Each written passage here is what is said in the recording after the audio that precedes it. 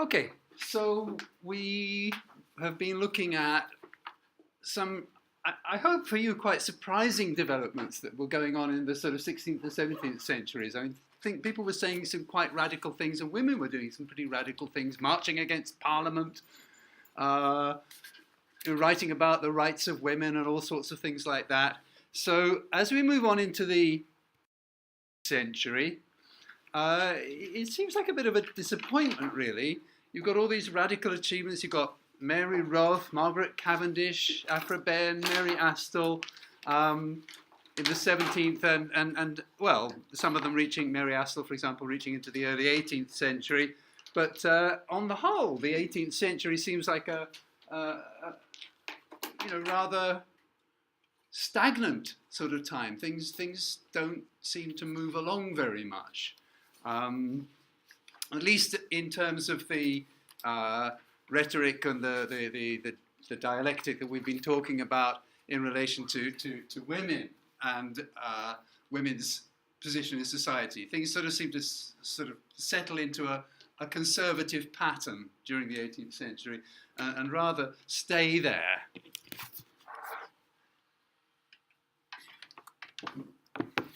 And well, actually, towards the end of the 18th century, there was a very famous early feminist, Catherine Macaulay, not as famous as Mary Wollstonecraft, but still, quite an important figure. And she's arguing that the situation and education of women is precisely that which must necessarily tend to corrupt and debilitate both the powers of mind and body. From a false notion of beauty and delicacy, their system of nerves is depraved before they come out of the nursery, that women's education is basically incapacitating them from society. Well, all well and good, and I mean, one understands the point, but it's really very much the same point that we were hearing from Mary Astle 100 years before. So again, Mary Wollstonecraft, she is making a similar complaint to Macaulay and to Mary Astle, talking about the whole tenor of female education, which she says tends to render the best disposed romantic and inconstant, and the remainder vain and mean. So you've got the same sort of arguments being trotted out 100 years later about the damage that women's education is doing them. That it's not that women can't do these things, it's that they're not getting the education that would enable them to do these things, to take part in society in the same way as men do. So it's the same old argument.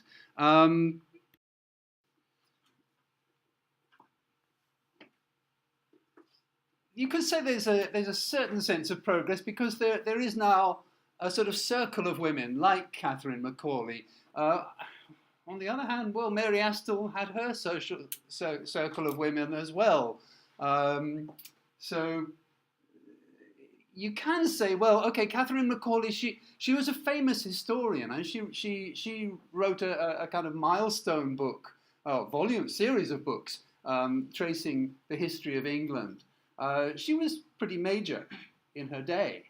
And I suppose that's what I'm saying here, that women were perhaps in the 17th century more restricted in what they were doing. You've got women moving out now into things like, being historians and writing about history or other areas of intellectual pursuit. So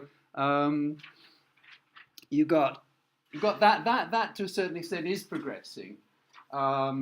You've got more of an intellectual circle of women. You've got more women who are doing different kinds of things. You've got some quite important work on astronomy, for example, being done by one or two women in the 18th century. Herschel being one of them. And at the same time, the general pattern of things for women in society is just, as I say, rather stagnant. Things are not moving along very quickly. you could almost say that things seem to be getting worse, according to Wollstonecraft. I mean, Mary Astle complains that women are simply being trained to be wives and mothers, and Wollstonecraft is saying they're not even being trained to do that anymore. They're not even being trained to be wives and mothers. They're just being trained, to find a good husband. Whether they'll be good wives afterwards doesn't seem to be part of the training anymore. So, in a sense, you could say things have gone backwards. They're being brought up basically as kind of sex objects. The whole aim of a woman is that she should be elegant and attractive, and that she should have the charms and the little airs and graces that would make her attractive to men, and that leaves them unfit, really, to be wives or parents, because they're kind of obsessed with fashion, and that's the sort of thing that Mary Wollstonecraft complains about. And she attacks Rousseau. Jean-Jacques Rousseau would be kind of one of the very, very famous philosophers of the 18th century, French philosopher, and yes, I mean, a great campaigner, in a sense, for human rights and for liberal views of the world and society and development. But when it came to women, no. And Mary Wollstonecraft is attacking Rousseau, along with other male writers who have warmly inculcated that the whole tendency of female education ought to be directed to one point, to render them pleasing, that is, pleasing to men. So, Rousseau's got it wrong. He's a great champion of education and liberal rights and so on. He's got it wrong too, as far as Mary Wollstonecraft's concerned. In fact, he's part of the problem as far as she's concerned. And so you've got this sense that the idea of human rights is moving along, but the rights for women is not moving along very much, apparently. Well, really, if we're going to get some kind of understanding of this, we probably need to take a look at the broader history of the 18th century. And basically, for most of this period, I wonder, can we see the screen clearly enough here? For most of this period, the country, which I've been calling England so far, but now, after the union with Scotland early in the 18th century, we can start calling it Britain. For most of this century, Britain was at war. England and Wales had already been united sort of since the late Middle Ages, and then Scotland was formally united with England in 1707.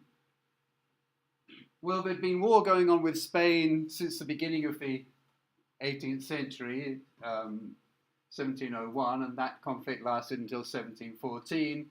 And then the following year, 1715 to 16, there was war with Scottish rebels who wanted to put a Scottish king back on the throne. The Stuarts had lost the Stuart kings, who caused all that trouble in the 17th century. If you've been following all of that, that one of them had his head chopped off because he was kind of so stubborn, and the Puritans had their revolution about it.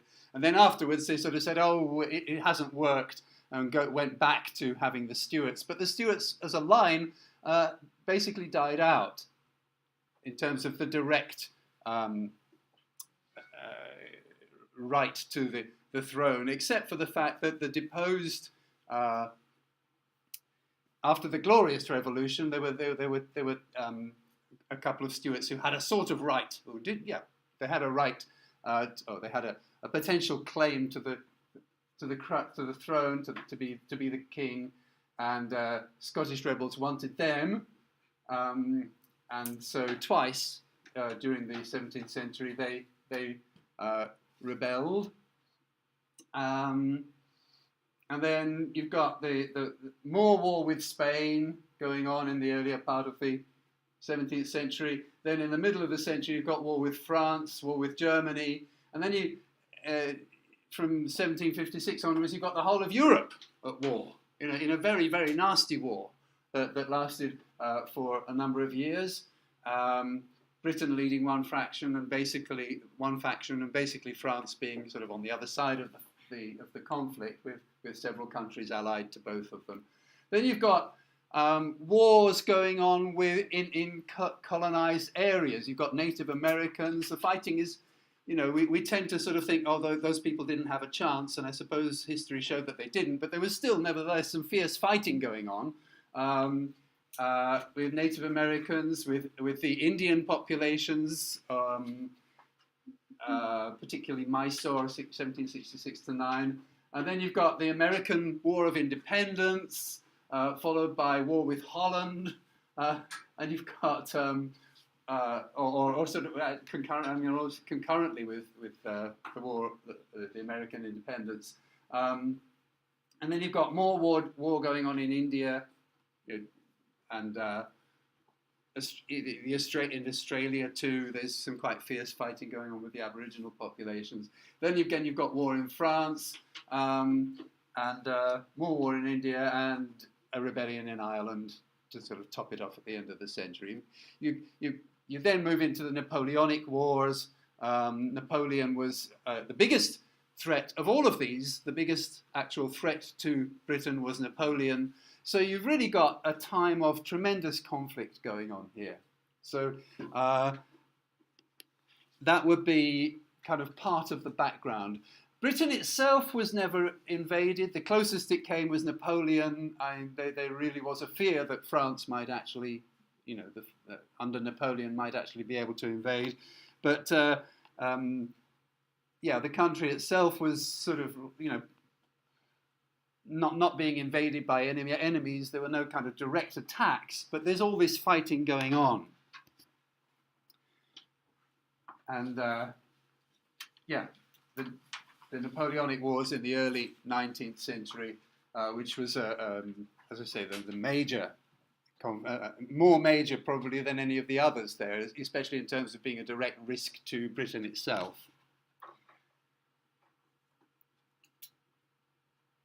Okay. And what kinds of things would that lead to in people's terms of daily lives? Well, it wasn't always going to be easy to find people to fight all these wars. I mean, where do you get the people to do it? One of the things that was inaugurated as a sort of technique for getting people to go off and do the fighting for these actual wars was something called the press gang. Which is a very nasty situation, basically, where any young person was likely to be forced or tricked into joining the Navy. Now, apparently, as I was doing some of the preparation for this, I found out that some of what they taught me at school was not quite right. They used to say, there used to be a famous one about the King's shilling, that you'd go into a pub to have a drink, and at the bottom of the pub there would be a shilling, a coin. And when you got to the end of your drink, they said, you took the government's money.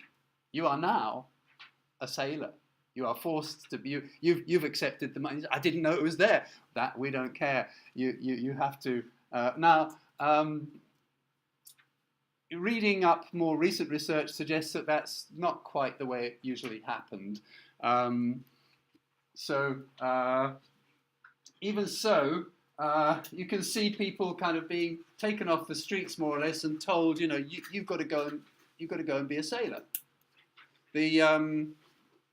The strength of Britain lay very much in its navy. It had started, if you remember, I don't know, did we talk too much about the Spanish Armada back in the 16th century? England had become powerful through its navy, through its ships. And that was how the British Empire developed, because they had the most powerful navy in the world. And this was how they maintained it during the 18th century, with all these wars that were going on, these press gangs. The conditions in the navy were just incredibly harsh. I mean, you'd be whipped, you'd be sort of forced to suffer the most horrible punishments,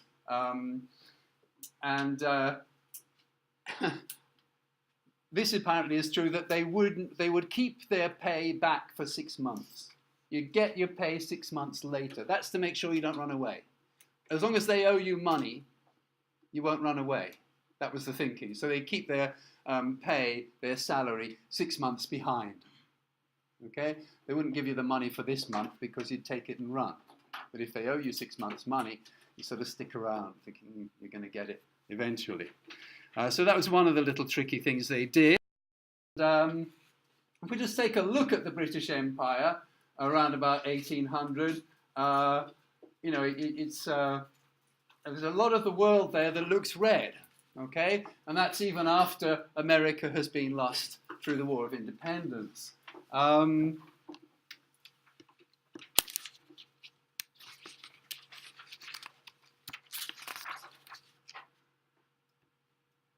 It's an empire that's built on, mostly on trade. It wasn't particularly an ideological empire. Some empires are built on a political philosophy or a religious, you know, I mean, we'll go out there and kind of educate the world, or we'll show the world something. Britain mostly, to be honest, it was mostly about markets. Who controls the markets? So, yeah, that was the underlying reason, really, for the empire. You've got all these new commodities that are kind of coming onto the market, like tobacco, tea, coffee, spices, cotton. They were all very, you know, elite goods when they first arrived. Only the high class people could get those commodities, but they would become more and more popular. People, oh, I drank tea today, you know, and you know, telling all their friends about how good it was. Okay, so everybody wants it. Okay, so there's a huge demand, and almost unending demand growing up in Europe for these kinds of goods. And the people who could control those markets were going to be making fortunes. So you've got strong motivation for people to kind of get involved in those markets through these colonies that were being developed. And so European countries, and even like private companies, like the East India Company was actually set up by Queen Elizabeth in 1600, okay? But it grew up to be more powerful in some ways than the actual government. The government had to kind of take control of it later on because it was just too powerful. So there's never been a company really like the East India Company.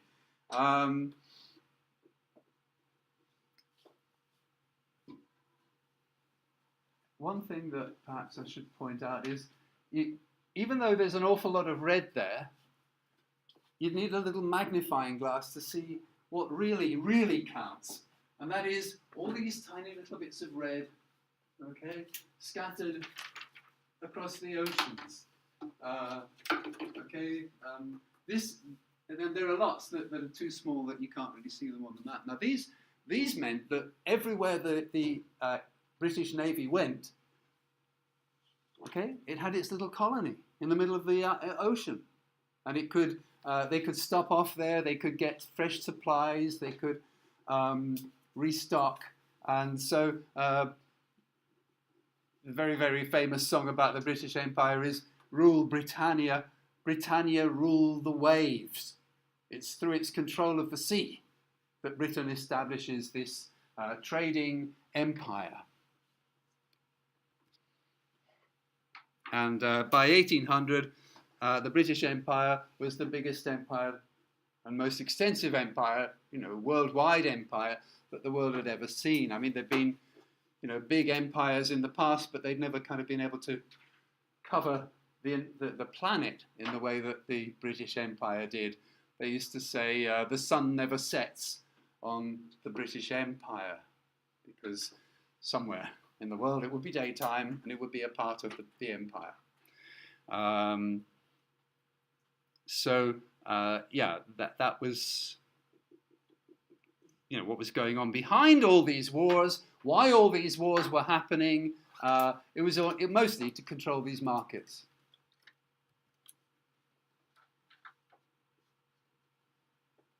And of course, part of that would be the market in human beings.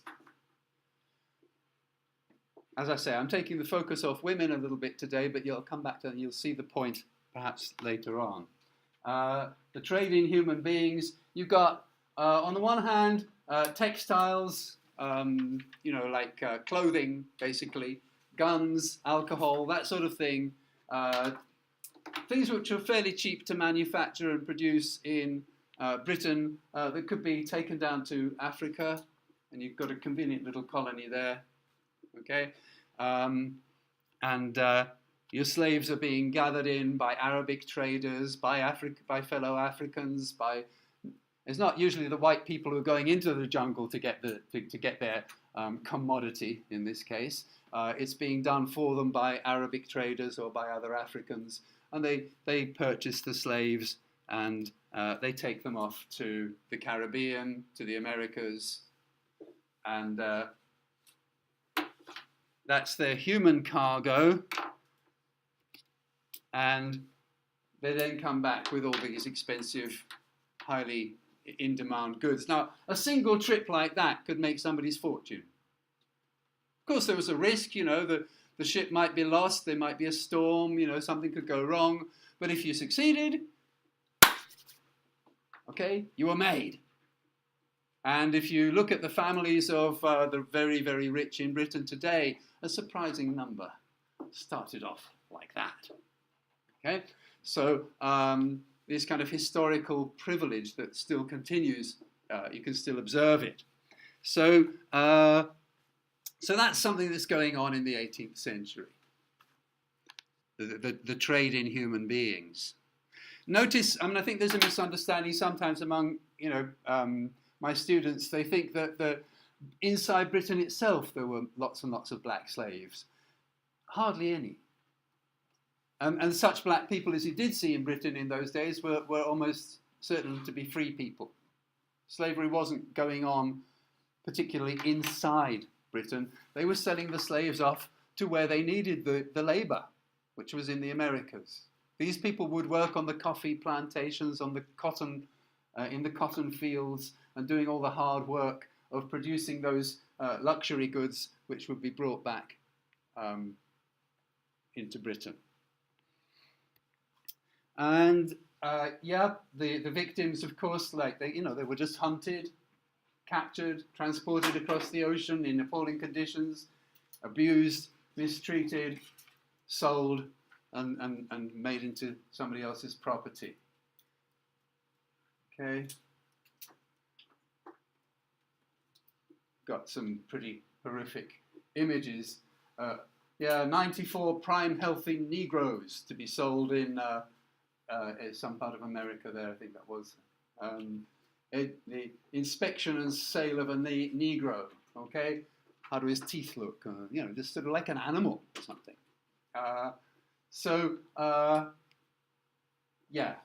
You've got this appalling situation going on, and the British are behind it. The vast majority of the slaves were sold into the plantations and in the Americas. As I say, it would have been pretty unusual for there to have been a black slave in Britain at that time. And although small numbers of freed black people or black people from other sources were kind of beginning to appear in England, it was still basically a very white country.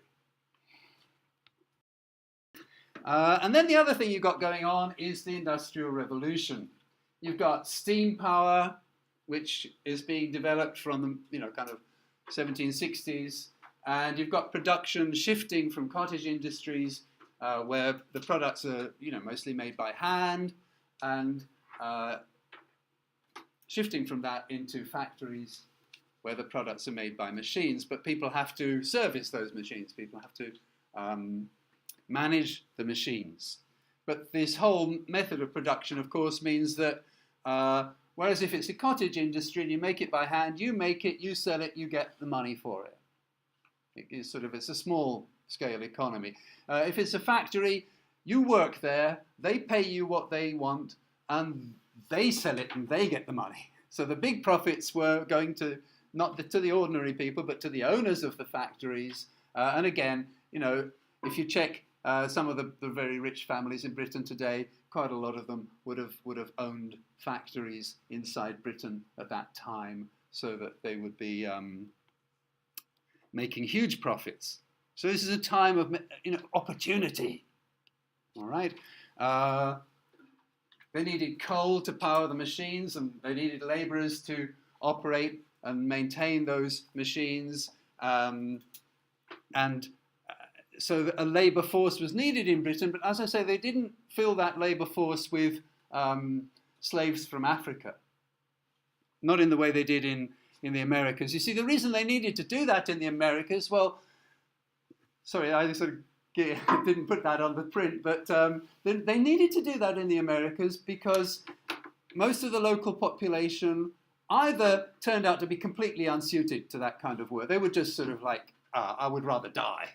Oh, just kill me, I'm not going to do that. Or they would die from diseases that were brought by the West.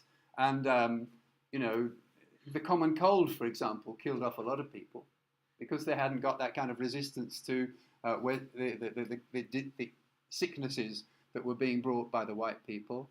So the local people in the Caribbean and in the Americas were not available as a workforce. Okay, that's why they were bringing them over from Africa.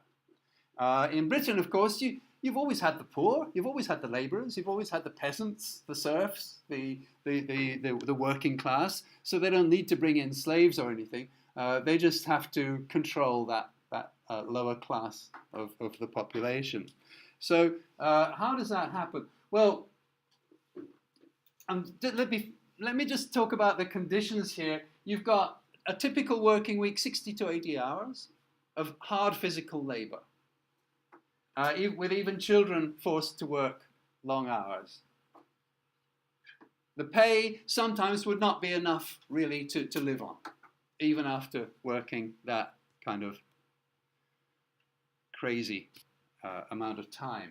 Conditions were dangerous, but if you were killed, there wouldn't be any compensation. If you were injured, they would just say, oh, well, you can't do the job you used to do before, we'll pay you less, okay, or we'll kick you out of the factory. There was no sense of, the factory caused that injury, you need to be compensated, the person who's, no. There were no kind of rights, really, for the workers.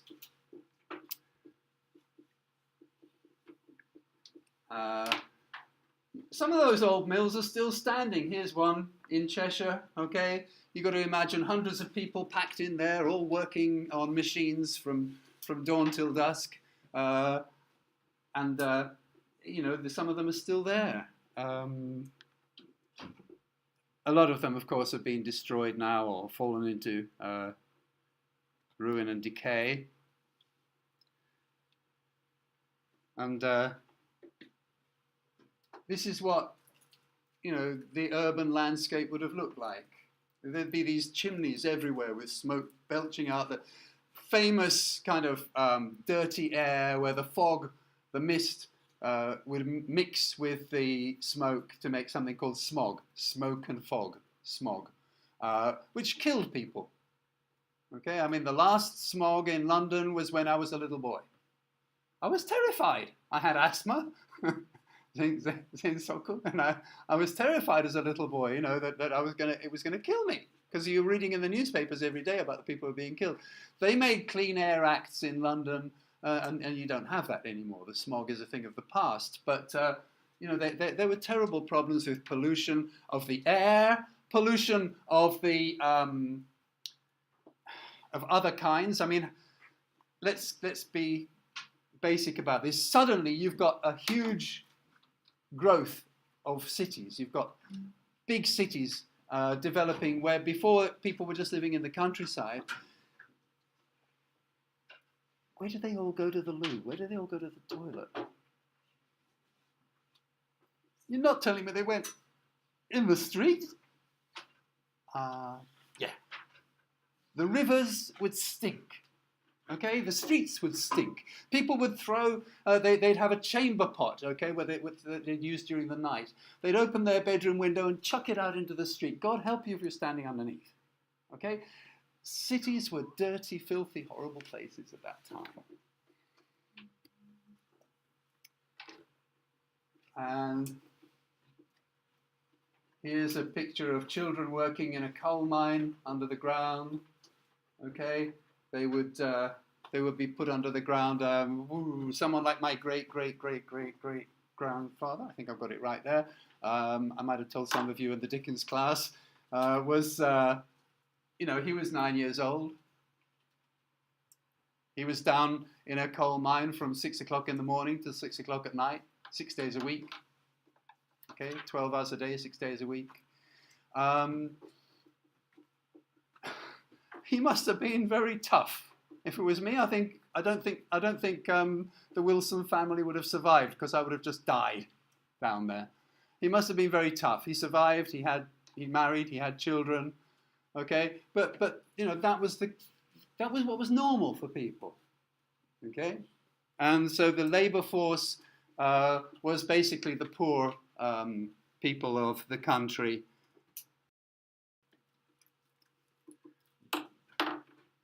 And how did they get that workforce? Why did people sort of agree to do it in the first place? Why didn't they just say, look, I've got my little bit of land, I've got my cows and chickens, I'll stay where I am, thank you. Well, no, they even had a strategy to get people off the land through what were called the Enclosure Acts. They spelled it with an I, mostly in the 18th century, spell it usually with an E now. And this was just a series of laws that the government made to privatize common land. So most people didn't own any land. It would just be, this is everybody's land. It's always been like this. Okay, nobody, it's not somebody's land. It's just public land. But we've been using it for hundreds of years. Our family has been, as I say, had a few cows here, had a few chickens, grown a few vegetables, and we've been here for a very long time. And the government says, well, we've got an answer to that. We'll make that land private. And if you've been living on or using the common land, you were pushed off that land, and a lot of those people were forced off the land, and they had to go and work in the cities, they had to go into the factories. So they were driven off the land during the 18th century by these Enclosure Acts. And to make things even worse, who gets that land now? The rich. The rich, who are the government is there for the rich. The rich come from, the government consists of the rich. And so they're just sort of helping themselves. They're saying, let's make laws to give ourselves more land, to give ourselves more power. All right, they're blatantly corrupt. Okay, particularly the biggest act was the one of 1773. Thousands of people were driven off the land and into the factories and into the coal mines. Okay, so the Enclosures Acts are basically a series of laws which I mean, this wasn't the first time that such laws had been implemented. They'd happened in Queen Elizabeth's time. They'd happened, historically, but this was the biggest scale of privatizing the common land, the public land.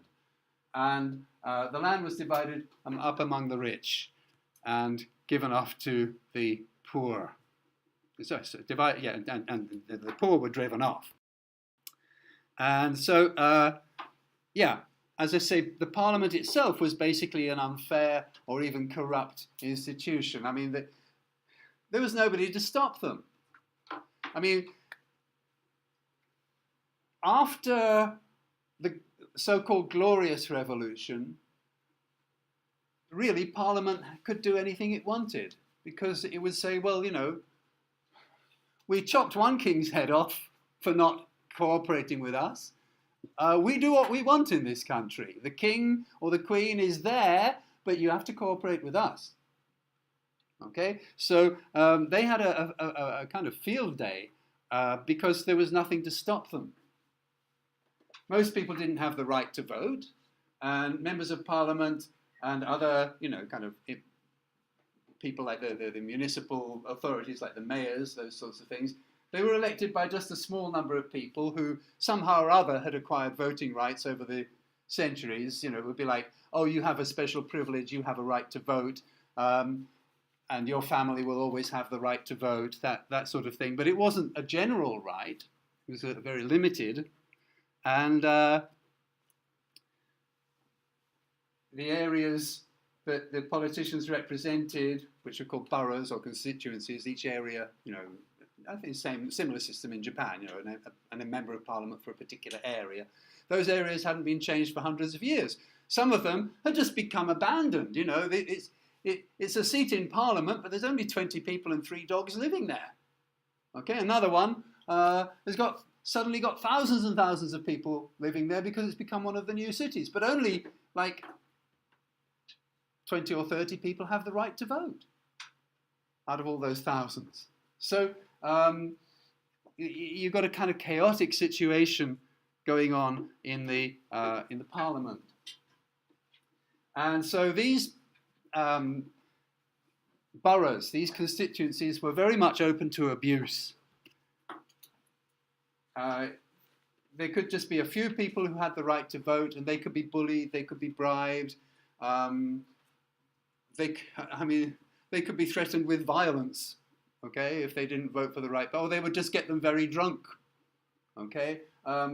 Basically, they would vote the way that the government wanted them to vote. Then they wouldn't have all that much choice about it. These were called rotten boroughs. It wasn't the case everywhere, but there were a lot of rotten boroughs where it was pretty much guaranteed you'd be able to control the situation, you'd be able to control the voting, and you would guaranteeably become a member of parliament for that area. And very often there was only one person to vote for anyway. So you either vote for that person or you don't vote for anybody. So there wasn't any choice. And so the result of the election was it was a foregone conclusion. It was obvious what was going to happen because there wasn't anybody else to vote for. So you've got a very, very corrupt political system going on in the 18th century. So basically, Parliament was controlled by the elite, and they made the laws, and they made the laws for their own benefit. They weren't out to help anybody else. They were out to, make things better for themselves. Let's get richer. Okay? And that's what they did. Another area that I'd like to look at. Sorry, this is getting a long stretch without a break. Are you okay? Yeah? We'll just push on, shall we? We can talk about it afterwards if there are, we can look at any details. Crime and punishment, okay? Again, the reason why I'm looking at all of these things will become clear at the end. But what have I got here? The penalty for stealing a sheep would be death. Okay? Here's a sheep. You steal it, death. Okay? All right? What about a lamb? Well, the penalty for stealing a lamb was death. Okay? So they grew up this saying in English, you might as well be hanged, you might as well be put to death for a sheep as a lamb. If you're going to go and steal, why not steal something big? The penalty is the same. Okay? So you might as well be hanged for a sheep as a lamb. Why go and steal a lamb and get hanged for that when you could steal a sheep and feed your family for a much longer time, as long as you don't get caught? So the idea that the punishment should fit the crime, that a more severe crime would have a more severe penalty and a less severe crime would have a less severe penalty, this didn't really exist very much in the 18th century. Come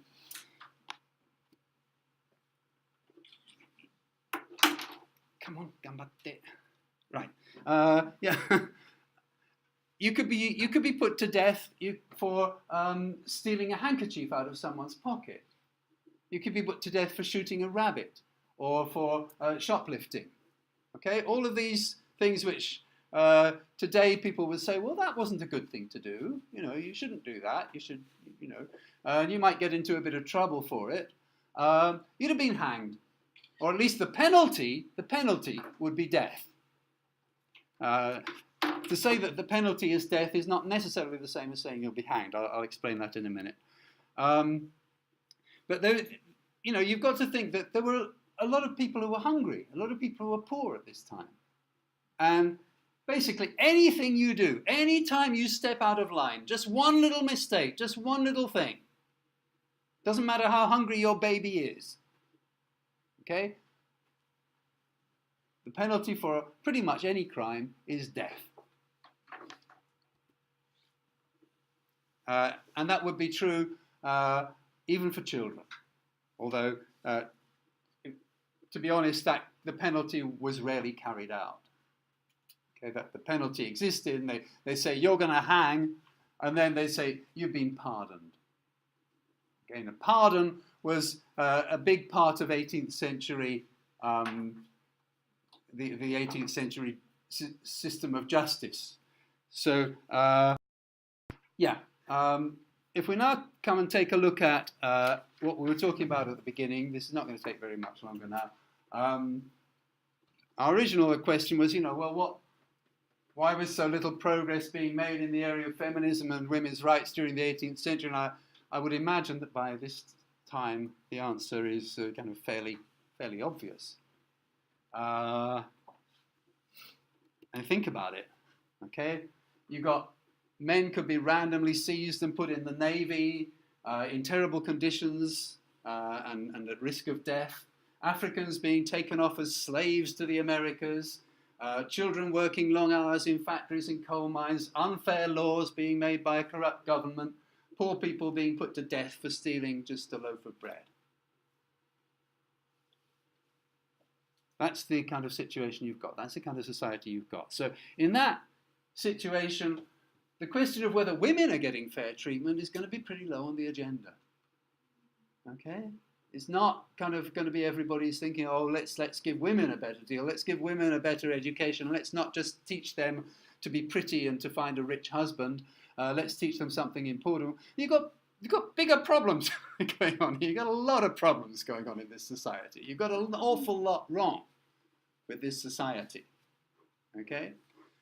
So I think that really is a sort of background to it all, and that will sort of explain, you know, to a fair extent, why you don't have very much development in the dialectic on the issue of women's rights. Yeah.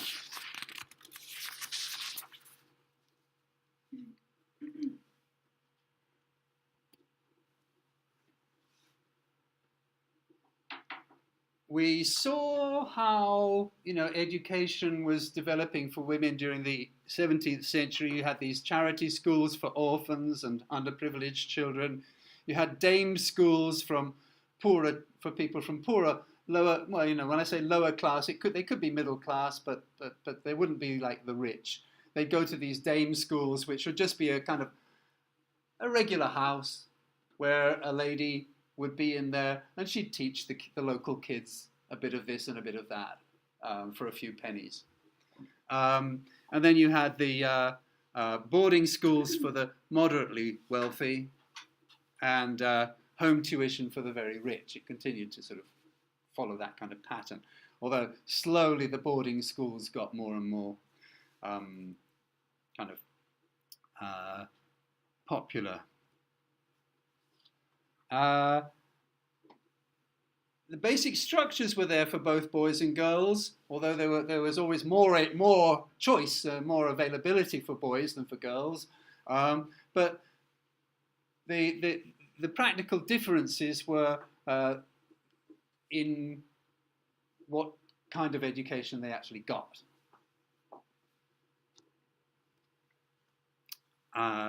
if you look at a typical high-class family from that time, what would usually happen would be that boys and girls would both get home tuition, usually from a female teacher. That's something that changed from the 17th century. There had a lot of male teachers kind of tutoring in the 16th and 17th centuries. It became more and more a thing that women did. It was seen as being like in the position of a mother, really. So you were a governess. Of course, we've got famous governesses in 19th century literature. In Jane Eyre, and Jane Austen talks about governesses, and we've got the governess is kind of quite a figure in literature, but it was also quite an important figure in historical reality, because it was one of the few ways that an educated woman could get some kind of a job. But anyway, they'd be taught by those governesses until they reached the age of about 10, and after that the male children would typically get sent off to boarding school, whereas the females would not. They would stay, they would grow up with the governess, who'd teach them things, they'd learn reading and writing, they'd learn French. French was always a sort of prestigious thing. Being able to speak French made you kind of high class. Needlework, piano, dancing, but not, mathematics, not science, not technical subjects.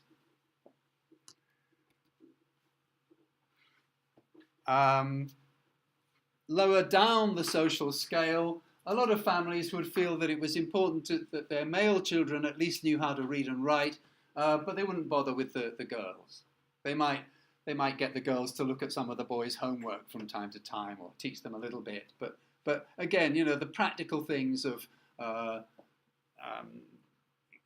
this training for them to be elegant wives and so on, that's only going to apply at a certain social level. At the lower social level, women still have to know how to do the basics in order to function as wives in the domestic environment.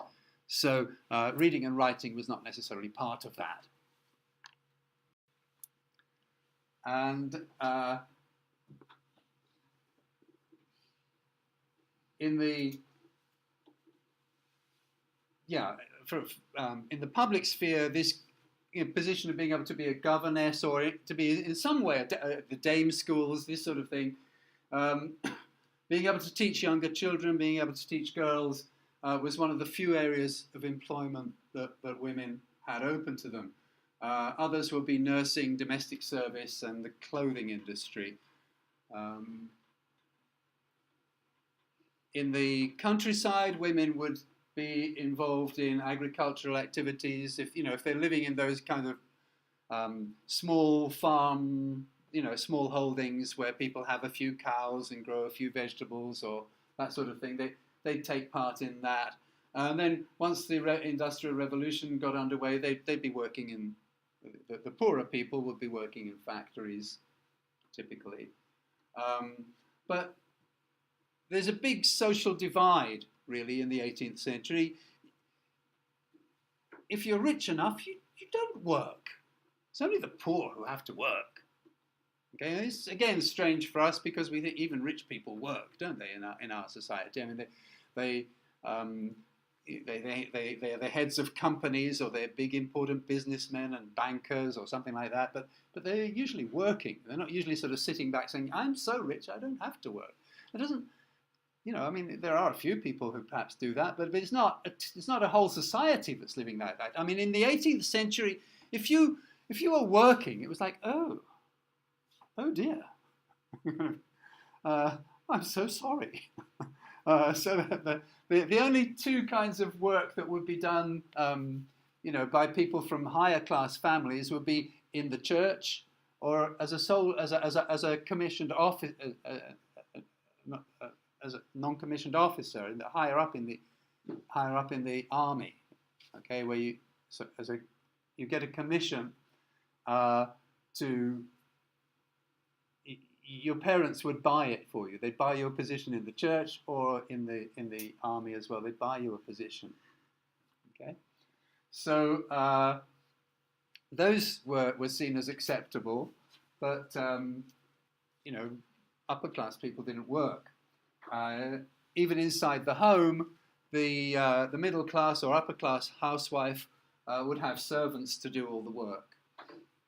And as a result, they developed, complex structures of social engagements. They'd have tea parties, they'd have coffee parties, they'd have dinner parties. And they also, of course, they would spend a lot of time reading this new exciting genre of literature that was developing. They'd be reading novels. Okay? The novel, to a large extent, was geared towards a female readership in the 18th century. Men read them as well, of course, but these newly rich, or well, not always newly rich, but these rich wives of upper class families, even among the middle class, they would be spending quite a lot of time, very typically, reading these new novels, which would be kind of for them a little bit like, watching soap dramas on the television, in our age. Okay.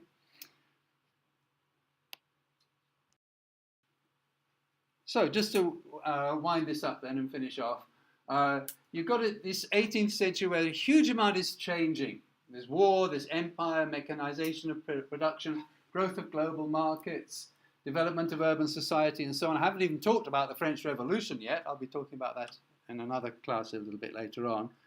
But part of the social conservatism of the late 18th century was, and 19th century was to make sure that Britain doesn't go the same way as France. Okay, they were terrified that there'd be a revolution inside Britain. So they, took that into account in their sort of social planning. So, yeah, with all these things going on in the 18th century, it wasn't really a time for significant social reform. It wasn't a time for human rights.